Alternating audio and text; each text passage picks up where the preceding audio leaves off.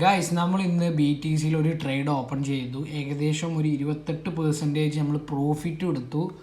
നമ്മളെടുത്ത trade ഒരു short time trade ആയിരുന്നു.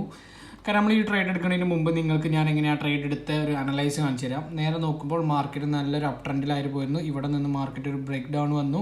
4 hour time ഫ്രെയിമിലാണ് ഇപ്പോൾ നമ്മൾ മാർക്കറ്റ് നിൽക്കുന്നത്. ഏകദേശം ഇവിടെ ഒരു സപ്ലൈ സോൺ ഉണ്ട്. ഇവിടെ റീടെസ്റ്റ് വരാൻ എല്ലാ ചാൻസും കാണുന്നുണ്ട്. ഇതൊരു ചേഞ്ച് ഓഫ് ക്യാരക്ടറാണ്. മാർക്കറ്റ് ഡൗൺ ട്രെൻഡിലേക്ക് പോകുന്നുണ്ട് എന്നറിയാൻ വേണ്ടി ഒരു ചേഞ്ച് ഓഫ് ക്യാരക്ടറാണ്.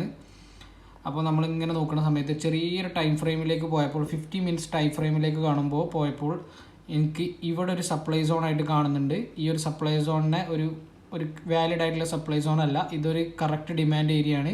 ഈ ഒരു ഡിമാൻഡ് ഏരിയയിൽ നിന്ന് ഒരു സപ്ലൈ സോണിൽ നിന്ന് ഇവിടെ നിന്നാണ് ഞാൻ ട്രേഡ് ഓപ്പൺ ആക്കിയത്.